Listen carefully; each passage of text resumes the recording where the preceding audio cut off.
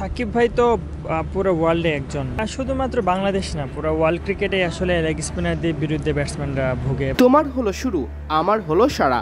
সাকিব আল হাসানের যেখানে শেষ সেখানেই যেন শুরু তানজিম হাসান সাকিবের। ছোট সাকিব তথা তানজিমের অভিষেক হয়েছিল অবশ্য সাকিবেরই অধীনে। অভিষেক ক্যাপটাও পরিয়ে দিয়েছিলেন আল হাসান। জাতীয় দলে দুই সাকিবের নাম একসাথে দেখা গেছে অল্প কদিন, এরপর তো সাকিব আল হাসান বলতে গেলে হারিয়েই গেলেন।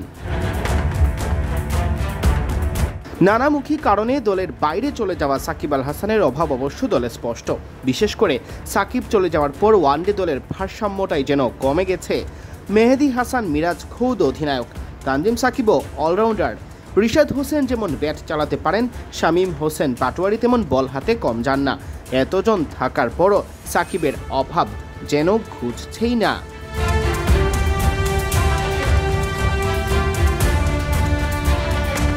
তানজিম অবশ্য মানছেন সাকিবের বিকল্প খুঁজে পাওয়া বা তৈরি করা খুবই দুরূহ। সাকিব থাকা মানে বাড়তি একজন খেলোয়াড় নিয়ে খেলতে নামা।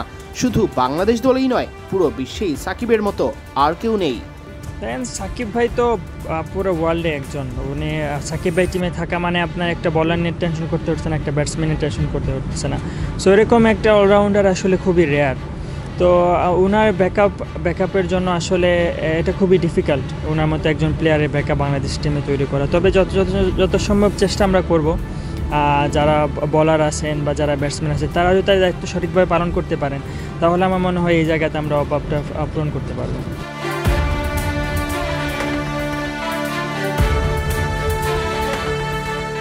তানজিম সাকিব নিজেও অবশ্য অলরাউন্ডার।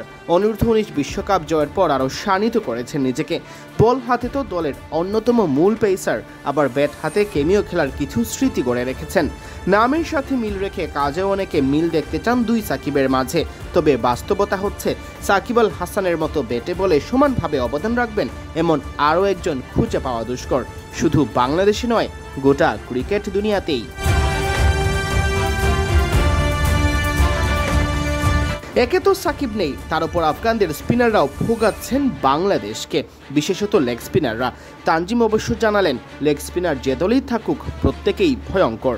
শুধুমাত্র বাংলাদেশ না, পুরো ওয়ার্ল্ড ক্রিকেটে আসলে লেগ স্পিনারদের বিরুদ্ধে ব্যাটসম্যানরা ভোগে। এবং আপনি দেখেন প্রত্যেকটা টিমে লেগ স্পিনার রাখা হয় ব্রেক দেওয়ার জন্য, এবং প্রত্যেকটা টিমেই লেগ স্পিনার অনেক বেশি খাতারনাক হয়ে থাকে। সো আমি মনে করি আরেকটু কীভাবে তাদেরকে অ্যাডজাস্ট করে খেলা যায়, ট্যাকটিক্স ইউজ করে কীভাবে খেলা যায়, আমাদের মনে হয় এই জায়গাতে একটু ফোকাস করা উচিত। এ সময় তিনি আরও জানান, পরের ম্যাচগুলোতে দৌড়ে রান বের করা আর বল হাতে পেসারদের স্টাম্পে বল করার দিকেই এখন টাইগারদের মনোযোগ। মেইনলি আমাদের এখন প্রধান কনসেন্ট্রেশন হলো গিয়ে স্ট্রাইক রোটেট করা, কারণ আমরা অনেক বেশি ডট বল হয়ে যাচ্ছে। সো এটা নিয়ে আমরা সবাই অনেক বেশি কনসার্ন, এবং আমার মনে হয় 50 ওভার ম্যাচে আপনি যদি একটা কম্পিটিটিভ স্কোর না দিতে পারেন তাইলে জেতাটা আসলে ডিফিকাল্ট হয়ে যায়। সো আমরা এখন কীভাবে আমরা স্কোর করতে পারি এই উইকেটে, ওইটা নিয়ে আমরা আলোচনা করতেছি। এই উইকেটে স্কোর করাটা একটু ডিফিকাল্ট। আপনার হয়তো আনপ্লেবল উইকেট না, কিন্তু স্কোর করা ডিফিকাল্ট। যখন আপনি রান করতে যাবেন তখন একটু ডিফিকাল্টি ফেস করতে হয়, কারণ উইকেট একটু স্লো, মাঝে মধ্যে একটু এক্সট্রা বাউন্স করে।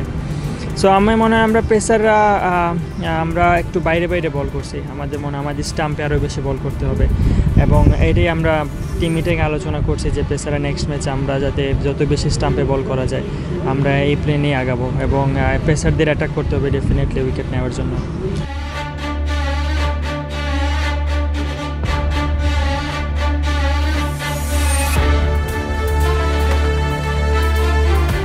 সিয়াম চৌধুরী, বিডি ক্রিক টাইম।